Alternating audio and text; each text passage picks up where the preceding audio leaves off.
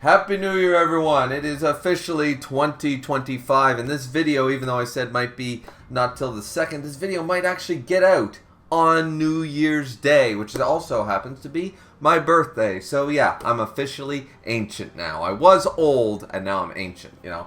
Crazy how birthdays tend to do that to a person. But anyways, yes, so Happy New Year, happy birthday to me, and all that fun jazz. But right now, we're talking about, and I actually had time because it's my birthday, it's my bar, my boat, and I wanted to sit down and watch some Bleach on my birthday, and that's what I did.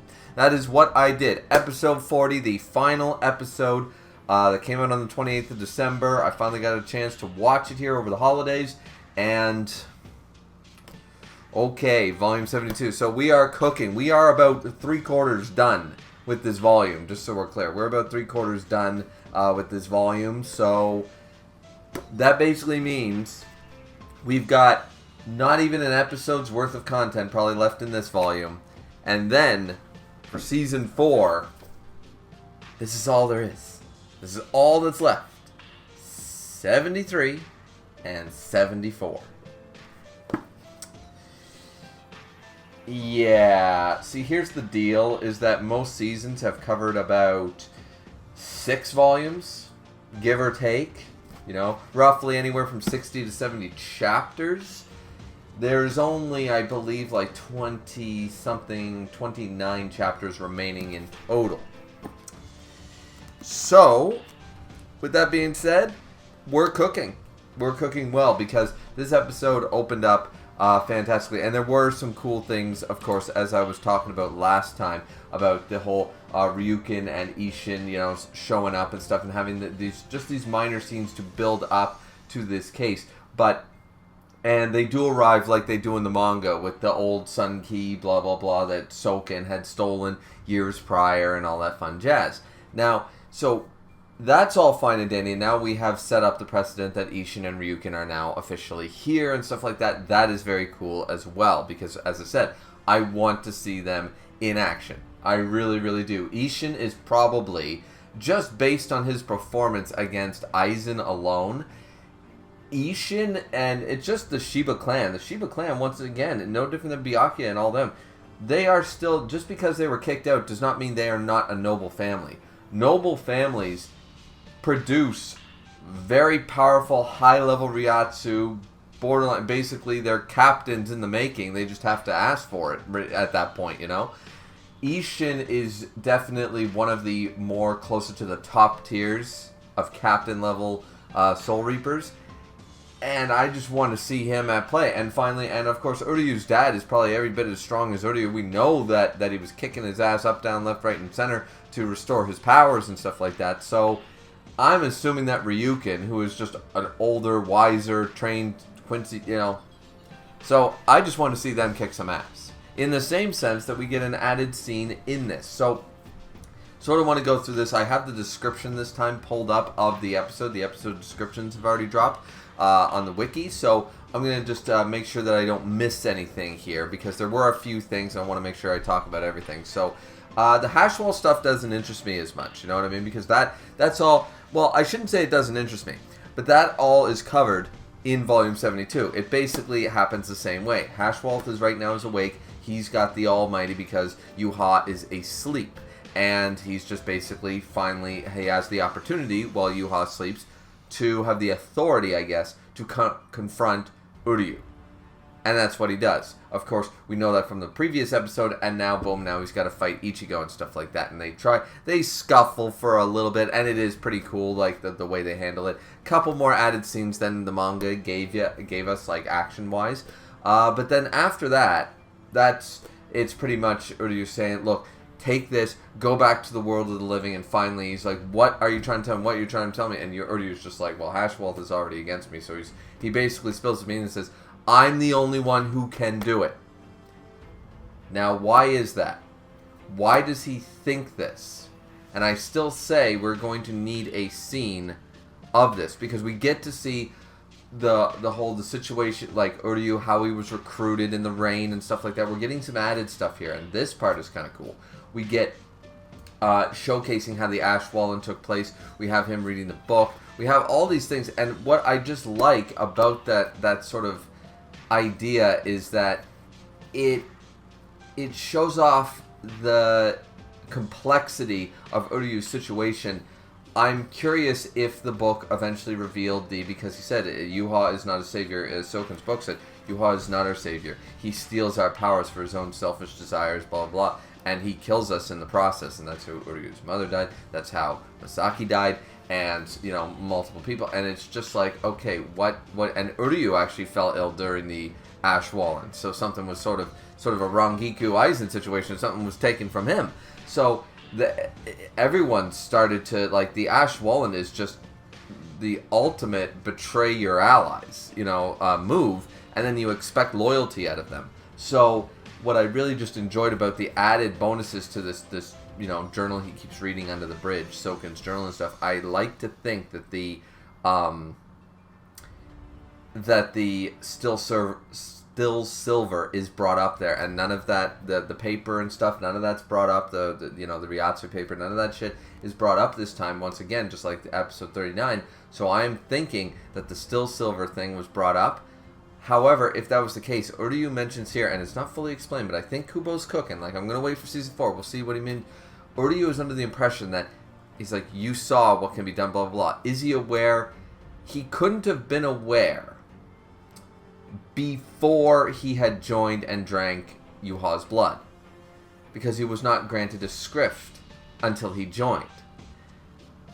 So there was something in Soken's journal, I believe, because he says the words, and he says them in the manga, like, I'm the only one who can do it. I believe he says it right here in the manga as well, somewhere here. He does say, I'm the only one, they can only be activated with my, right, he says that the collapse chips were made from the glove, from what was left behind by Soken. So that has completely changed. He said there's no way to defeat him. These were given to me by my teacher. They can only be activated with my spiritual pressure. They have changed that from the manga, right? As I said, the paper thing, the chips, as they're saying. They changed this completely because that hasn't happened. But he still claims, I'm the only one who can take down Yuha. You've seen what he can do. I'm the only one who can take down Yuha Bak. And season 4 has got to explain this. What was in Soken's journal? What's been rewritten and retconned here in the best of ways to make this make more sense? I'm incredibly curious about that, and I think that the episode is leaving that very open-ended for us to discuss it, because they ditched that idea that there was something he was going to activate these chips with his spiritual pressure and everything was going to be this, that, and the other thing, you know what I mean?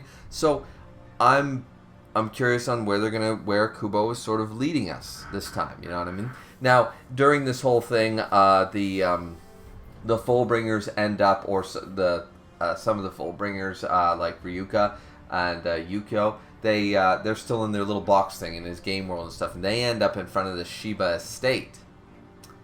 Now, we know, of course, of the whole, yeah, I'm on my way, here's the Fullbringers, let go sort of idea, but this is kind of not exactly how that went down last time, so okay, Shiba Clan gonna do something, we're getting some added stuff, this is all sort of new stuff, and I like this. We do jump back to something that was showcased, I think, in the previous volume, the whole Kira thing, where he was able to deflect, Lily Barrow's remains end up in the Soul Society and stuff, and everyone's like, oh my god, and then we see cool zombified, well, not zombified, but nightmare fuel, Kira with the bars in his chest and stuff like that from Basby, and he's like, I shall reap them, I shall take down these remains, and it seems like there's still some consciousness level to these things, but there are no way they've lost the power of their script, they've lost everything. It's hard to even call this Lily Barrow anymore, it's just the remnants there, and they're being taken out left, right, and center. So that's pretty cool. The Gerard fight is continuing, or starting to, because we're continuing with the Momo trying to run away, and oh my god, she, and then we see Hitsugaya, of course, who's always coming to Momo's rescue. We see Hitsugaya there, and Rangiku, and all this stuff, and then boom, another added thing. Let's go, finally. All the Vizards have appeared, and in Thousand Year Blood War Arc, what do? Mask time. There's no reason to hold back. No matter what the stupid reason was during the Soul Society invasion. No matter what, there was no reason for that. This is fantastic, in my opinion. This is actually fantastic in that regard, right? So, yeah, no, I love the fact that we're going to finally get 2.0, and it's all of them. You know, Kensei's there, Rose is there. You know, they initially start fighting. They're fighting Gerard. Of course, Gerard is going to be taken down probably in a different way than he was in the manga. And that also being said is that Gerard is going to be taken down the way we think he is. But it'll be so cool just to show off the Vizards. Let them have their moment, for the love of God. Let them beat the shit. Make Gerard's, you know, they could change this whole fight. Kubo could have rewritten the way this is all going to go down. You know? Because no one was very satisfied with how the Miracle was defeated the first time. So, maybe he says, maybe the Vizards have a part to play here and stuff. Because these guys are all captain level, borderline, all of them, you know, because we know about Lisa and blah, blah. So they're all lieutenant plus former captain levels. And I mean captain levels. So it's like, come on. And you have holification. So they're above captain level with their masks on. They should be able to do something. We know Gerard is bullshit, but this is the time to showcase them. Time to shine. And we haven't seen this in years. Literally, I think it's been a decade since the anime had the whole, we're shown up here and all of them are there, masks on, ready to fight against Aizen. It's such a nice shot. It's such a nice parallel if you're a fan, because those characters got done so dirty. They got done dirtier than almost any character in Bleach, and are definitely the biggest group that got done dirty. So I am just absolutely here for that, 100%. And then, yeah, going off on that, we still have Yoruichi and Askin doing their thing, but Urahara hasn't shown up yet and stuff like that, so she's still kicking his ass and stuff, and yeah, Yoruichi, always a win, right? After that, as I already said, Uryu in the fight and stuff like that, we already covered that, talking about the Yuha thing, talking about, like, here, please go back to the world of the living. Hashwell shows up and says, listen, too bad, so sad, because guess what? I've already destroyed the gate because I already saw what you were going to do because I have the almighty blah, blah, blah. And Uryu's like, alright, fine. I'm the only one who can kill him. Why he knows that, it can't be the antithesis because that, even if that works against Yuha, he gave him the power and he couldn't have known that when he chose to join to defeat Yuha, to get revenge for his mother, for his master's wishes, for everything, right? So there's something else at play here and I'm really interested in that. The cool thing is that this ends off with, of course, Uryu and Hashwell facing each other down and stuff, and he says something, he goes, I'm surprised that you look hopeful. And that's when Uryu brings up, alright, bow time, and he's just like, oh, you're surprised, are you, that I'm hopeful right now, that I have hope look on my face? That tells me that your almighty isn't so almighty after all, because how did you not see I was hopeful? You know, and it's just like, okay, we're starting to pick apart the holes. I've already brought up how certain things are outside of the Almighty's vision. The Almighty is not perfect, and things outside of it, things directly related, for example, to the Soul King, are outside of it. Things that, you know, not to go down that same rabbit hole, because I explained it, I don't think, was it this season or last season? Anyways, I've talked about this at length in another episode review, where there are certain things, the Mimi Hage, for example, is outside of the Almighty's vision. The Almighty cannot perceive the Mimi Hage. It just can't do it. Because it's part of the Soul King or whatever. And same with the Still Silver. It can't, because the Still Silver is a concept or something that he has no idea about. Koikatsuigetsu is almost another factor. There are holes. There's been multiple theories about that as to why, and a lot of them I personally subscribe to them because they make sense. And this is just another example of, Yuha might have the Almighty nearly perfected or perfected. Hashwell's ability is not as... He can't do everything like he can. So, yeah, so I just thought that was really cool. Of course, Yuha is... you know, we already saw this in the manga and stuff, but the Bambis are all defeated, obviously, by Yuha, who's still asleep, right? And that ends out Season 3. And it's great. Episode 40 was really good. It tied up all the loose knots. As I said, we covered the majority now of Volume 72 with just these 2 episodes. We've got a little bit more. We've got about an episode's worth, maybe, left in this volume. And then 2 volumes left. 2 volumes to cover an entire season. We are going to be cooking because there's technically only 3 fights left. There are 3 fights. I mean, you can break up the final battle into multiple fights if you want, but we only have the later half of the Askin fight. We have the later half of the Gerard fight.